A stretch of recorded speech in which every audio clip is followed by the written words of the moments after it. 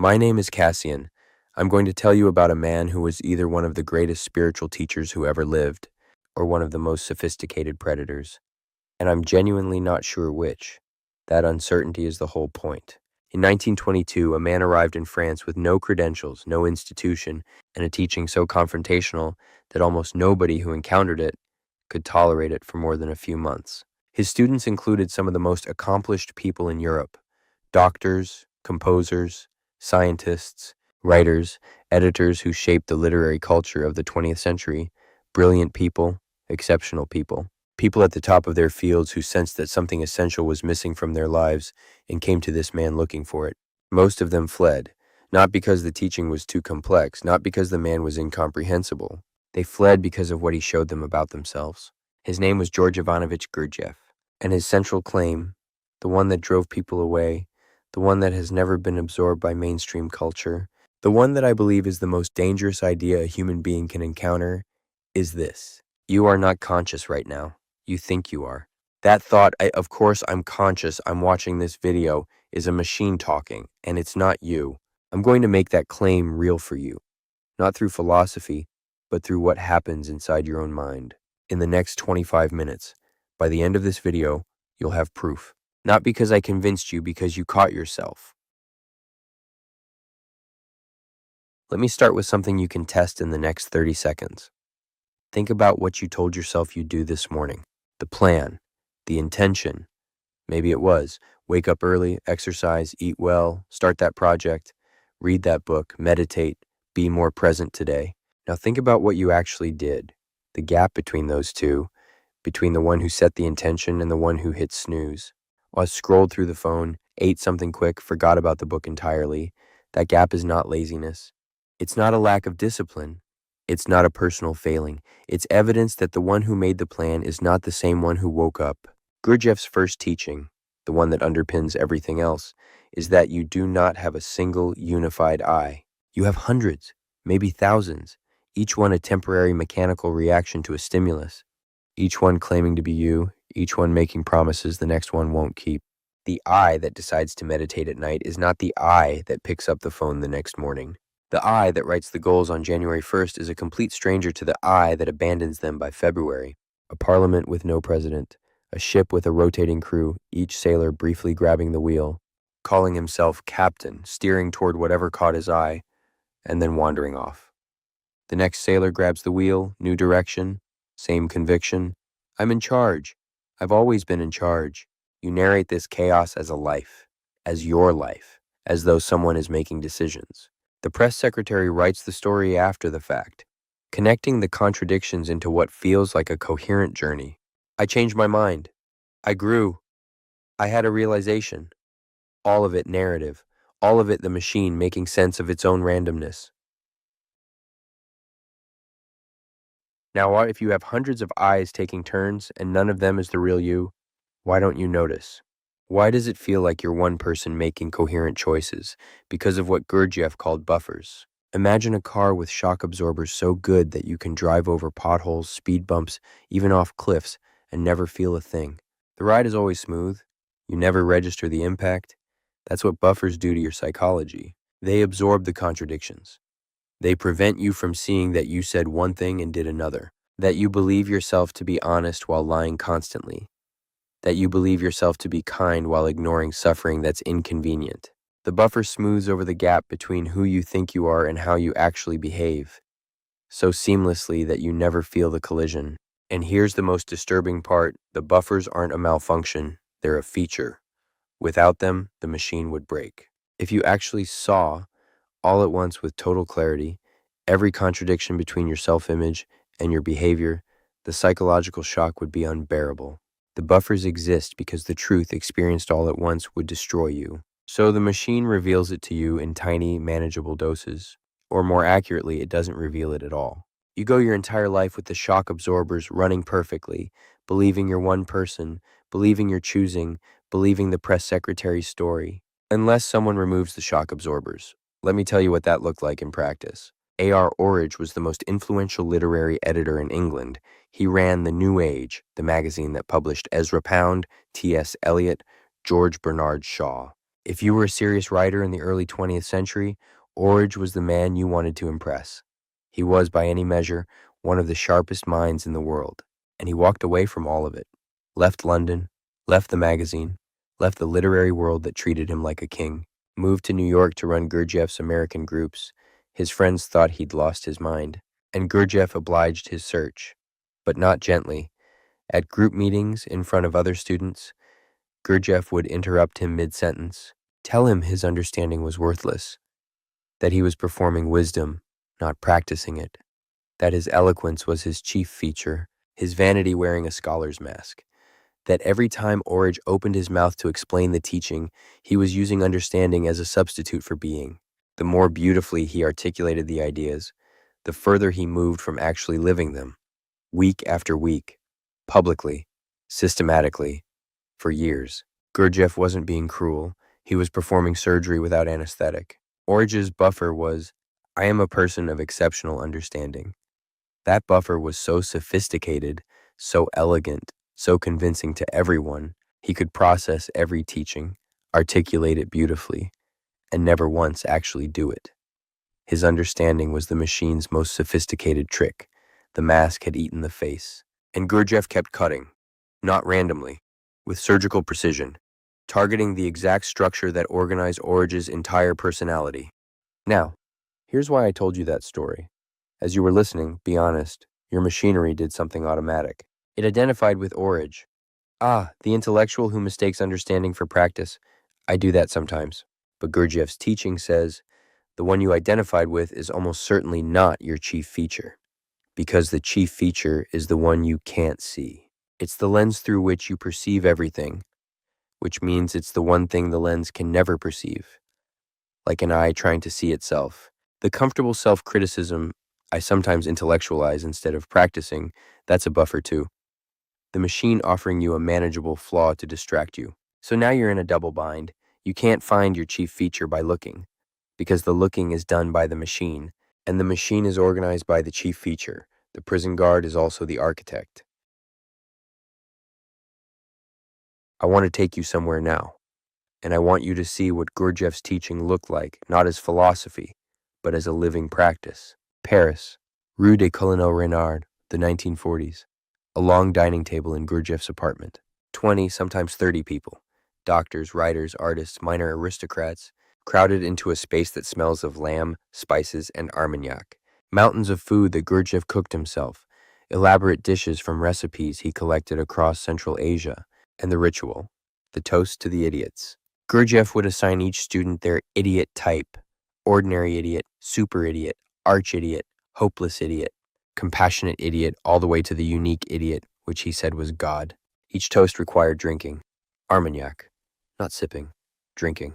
By the third hour, the masks were dissolving. The doctor who arrived, composed and dignified, was arguing about something petty with a painter. The aristocrat who entered with perfect poise was weeping about her father. The intellectual who came armed with precise questions was telling stories he'd never tell sober. The curated personalities, the ones they showed to the world every day, were melting, and Gurdjieff sat at the head of the table, watching, completely lucid.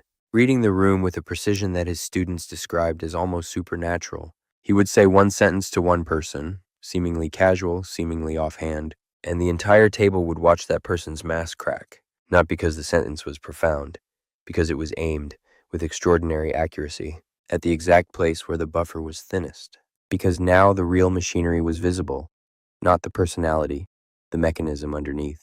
The raw, uncoordinated eyes, no longer held together by buffers and social lubrication, stumbling over each other in plain sight. Contradictions that the sober person could hide for years were suddenly performing in public. The generous man revealed as petty, the brave man revealed as terrified, the humble woman revealed as consumed by vanity. Not because alcohol made them worse, because alcohol made them visible. This wasn't a party, it was a laboratory. The alcohol was a controlled solvent, dissolving the buffer system so the machine's actual architecture became visible, to the students themselves and to each other. And Gurdjieff presided over it the way a surgeon presides over an operating theater, with absolute focus and zero sentimentality.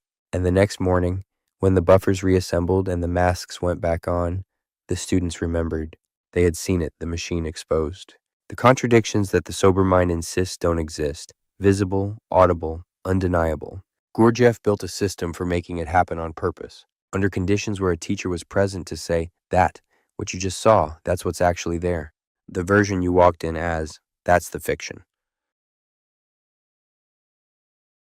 Now, I want to introduce something that I think is Gurdjieff's most practically devastating teaching, and it directly contradicts almost everything the modern spiritual world tells you. The standard advice from therapists, meditation teachers, self-help books is observe your negative emotions. Accept them. Don't resist. Let them pass through you. Be present with anger, with jealousy, with fear, with resentment. These are valid feelings. Honor them. Gurdjieff said something completely different. He said negative emotions don't actually exist. Not that you shouldn't feel them, that they're not real. Every negative emotion, anger, self-pity, jealousy, resentment, anxiety, the whole spectrum, is entirely manufactured by the machine. A mechanical reaction produced by the friction between what the machine expects and what reality delivers. There is no you experiencing anger. The anger is a temporary I. A program that activated, claimed your identity, generated a story about why it's justified, and will be replaced by a different program in 20 minutes. Think about the last time you were furious, the absolute certainty that you were right, the elaborate story that proved it, the way it felt like the most real, most justified thing in the world. Now think about 3 days later, when you couldn't quite remember what the fuss was about, when the I that was furious had been replaced by an I that was embarrassed, or indifferent, or amused. Where did the fury go? Where did the you who was so certain go? Nowhere, because that you was never there. A program ran. It called itself you. It generated a feeling and a story and a righteous certainty that felt more real than anything. It passed. The next program took its place. And the press secretary wrote another chapter making it all look like one person having experiences. Now think about how much of your life is organized around negative emotions. How much energy you spend being angry at people who wronged you. How much time you spend anxious about things that haven't happened. How much of your identity is built on resentments, grievances, fears that feel so fundamental to who you are that you can't imagine yourself without them. Gurdjieff would say, you can't imagine yourself without them because you've never met yourself without them. The machine runs the programs. The programs generate the emotions. The emotions feel like you. Remove the emotions and the machine panics. Because without its programs, what's left? That's the question the machine never wants you to ask. Because the answer might be something the machine can't comprehend. Here's why this matters practically, not just philosophically. Accept your anger keeps you identified with the emotion. You're the one who's angry, and you're graciously allowing it. Gurdjieff's version breaks the identification entirely. There is no you who's angry. There's a machine running a program, and the witness, the real you if such a thing exists, was never angry in the first place. The difference between this approach and standard mindfulness is the difference between rearranging furniture in the prison and noticing you're not actually the prisoner. Now here's where I have to be honest with you about what's happening right now. In this video, between you and me, Gurdjieff told a story. A man wants to wake up early. He sets an alarm clock. The alarm goes off. And in his sleep, he dreams that the sound is church bells, or a fire truck, or someone else's alarm in the next apartment. He incorporates the alarm into his dream so effectively that it doesn't wake him up. The alarm is real. The response to the alarm is to dream about it. This is what's happening right now. I am the alarm clock. This video is the alarm. And your machinery, right now as you listen to this, is in the process of incorporating it into its dream. You're nodding. You're agreeing. You're thinking, this is fascinating. Maybe you're thinking, I need to be more present. Maybe you're already planning to try self-remembering tomorrow morning. All of that is the dream. The machine heard the alarm. You are not conscious. And it's incorporating it, processing it, filing it, agreeing with it. And none of that is waking up. All of it is the machine doing what the machine does with every piece of information, absorbing it into the existing dream. The dream of understanding is the deepest sleep of all, because now you believe you're awake, which means you've stopped trying to actually wake up. This is why Gurdjieff's students couldn't handle it. Not the ideas. The ideas are simple. What they couldn't handle was the relentless exposure to the gap between understanding the teaching and living it. Ouspensky, was a Russian intellectual, mathematician, journalist, philosopher, one of the most disciplined minds of his generation. He became Gurdjieff's most devoted student.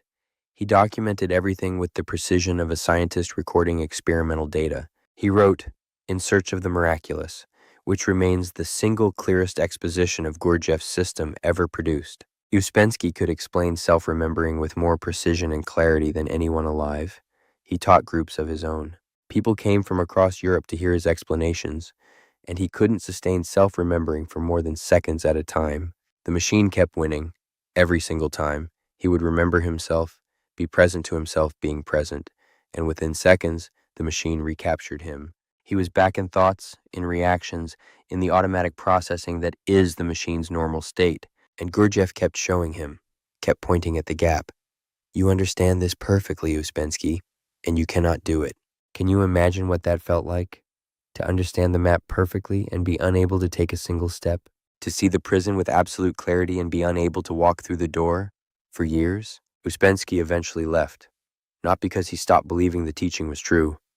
Not because he found something better. He left because the truth was unbearable without the ability to act on it. The gap between his understanding and his being had become a wound that wouldn't heal. He knew he was a machine.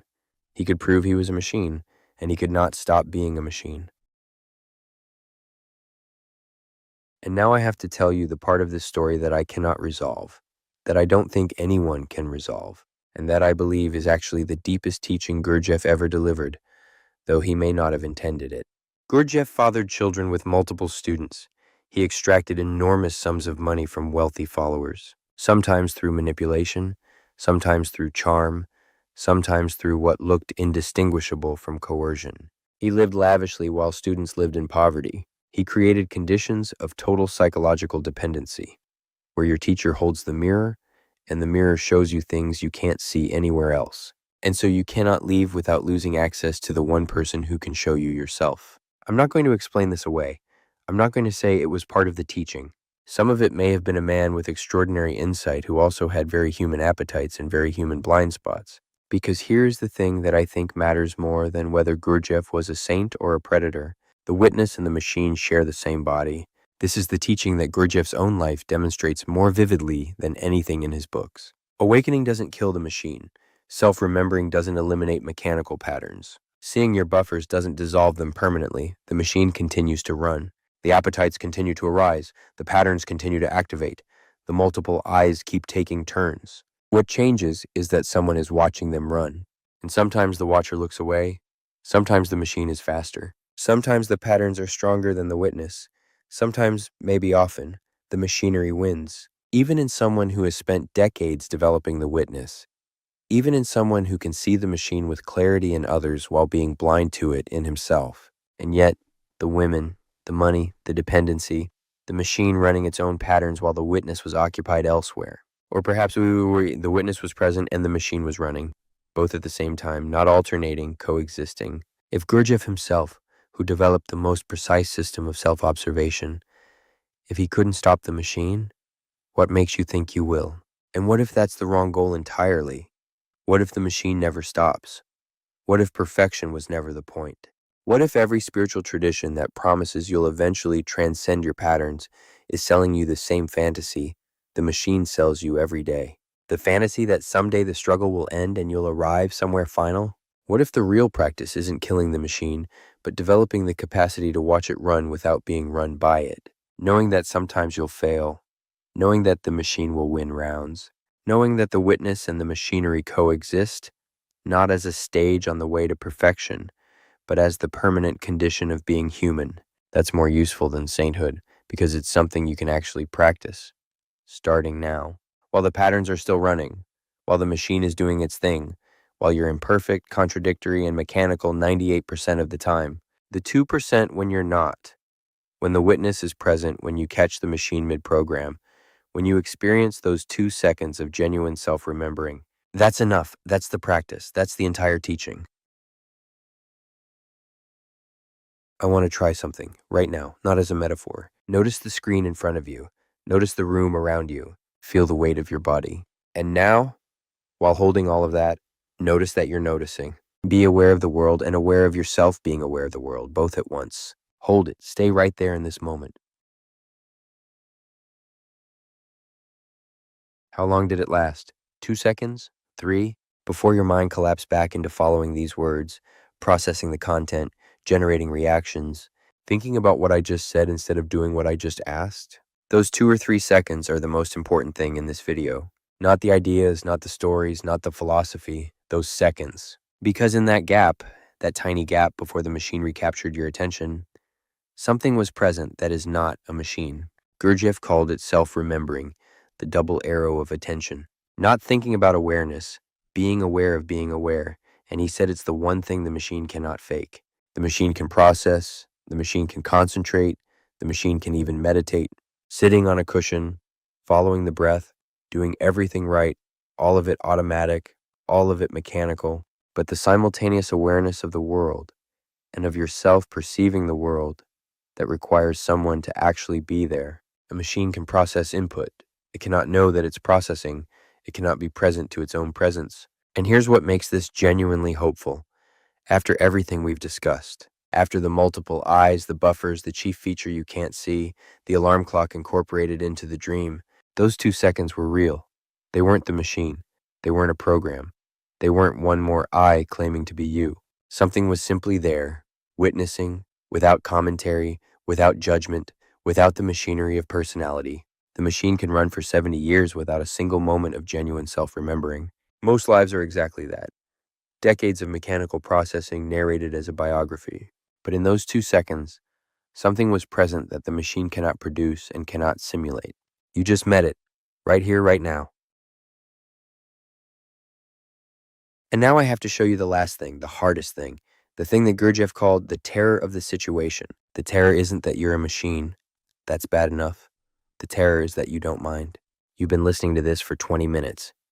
You've heard that your entire life may be mechanical, that every decision might be a program running, that the person you think you are might be a fiction, maintained by psychological shock absorbers, that even your understanding of this video might be the machine incorporating the alarm into its dream. And you're fine. You're on the couch, or in your car, or in bed, comfortable, interested, maybe taking mental notes, maybe planning to share this with a friend, maybe thinking, I should try that self-remembering thing more seriously. And none of that is alarm.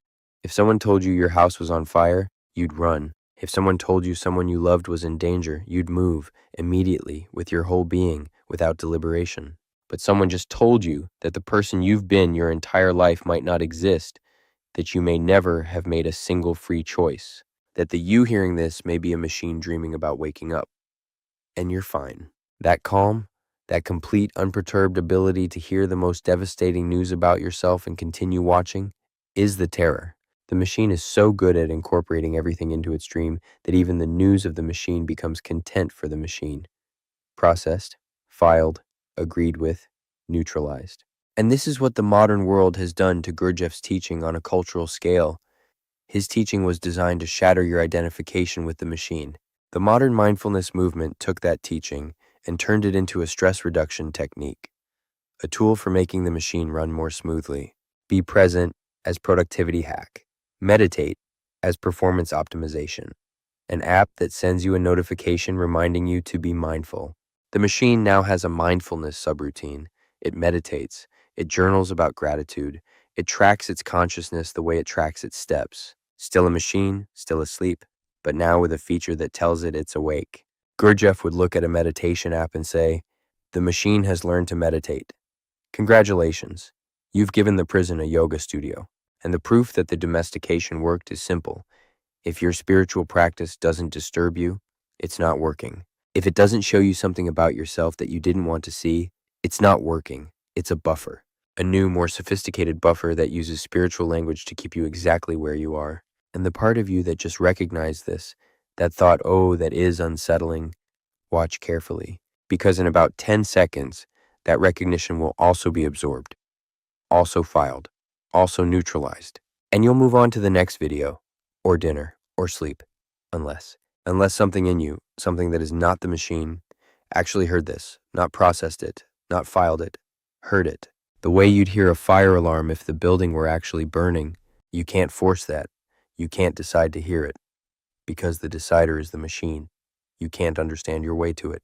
Because understanding is the machine's specialty. You can only do one thing, the one thing the machine can't fake.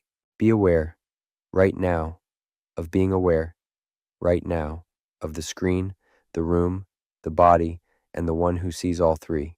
2 seconds. That's all. But those 2 seconds, genuinely held, not performed, are worth more than everything else in this video combined. Because they're not content. They're not information. They're not the machine running a program. They're you, the actual you. The one Gurdjieff spent his entire strange, contradictory, magnificent, troubling life trying to wake up. Gurdjieff died in Paris in 1949. His last words, reportedly spoken to his closest students gathered around his bed, were, "I leave you all in a fine mess." I don't know if that's true, but it's perfect. Because the mess is the teaching. The mess is, the witness is real, and the machine never stops. You can wake up for 2 seconds and the dream will recapture you. The teacher who showed you your blindness was also blind in ways he may never have seen. The alarm clock works, and you will incorporate it into your dream. All of that is true simultaneously, and learning to live inside that contradiction, without resolving it, without pretending it's simple, without collapsing into either it's all hopeless or I figured it out, that is the practice. Not 2 hours on a meditation cushion, not a retreat in Bali, not one more book about presence, 2 seconds of self-remembering right now, followed by forgetting, followed by remembering again, followed by forgetting again for the rest of your life. That's the practice. It's not glamorous, it's not comfortable, it won't give you a story to tell at dinner parties about your spiritual journey. But it's real. And in a world where the machines, both artificial and the one between your ears, are getting more sophisticated every day, the ability to know that you're not a machine might be the most important skill a human being can develop. Gurdjieff said something else that I'll leave you with. He said the most difficult thing in the world is to tell a sleeping person they're asleep. Not because the truth is complicated, because the sleeping person hears you in their sleep and dreams that they woke up. This video was an alarm clock. I don't know if it woke you up or if you dreamed it did. Neither do you. And sitting with that not knowing, without the machine rushing to resolve it, might be the first honest moment you've had today. If something in this video didn't just inform you, but disturbed you, genuinely disturbed you in a way you can't quite file away, then something heard the alarm. Subscribe, because this is what Consciera does. We don't sell comfort, we sell splinters. Small, irreversible splinters of awareness that you carry out of the video and into the rest of your life. And every time you catch yourself on autopilot, reaching for the phone, reacting to an email, narrating your life as though you're choosing it, the splinter will prick. Not enlightenment, something more honest. The beginning of a real relationship with the machine you've been living inside. I'll see you in the next one.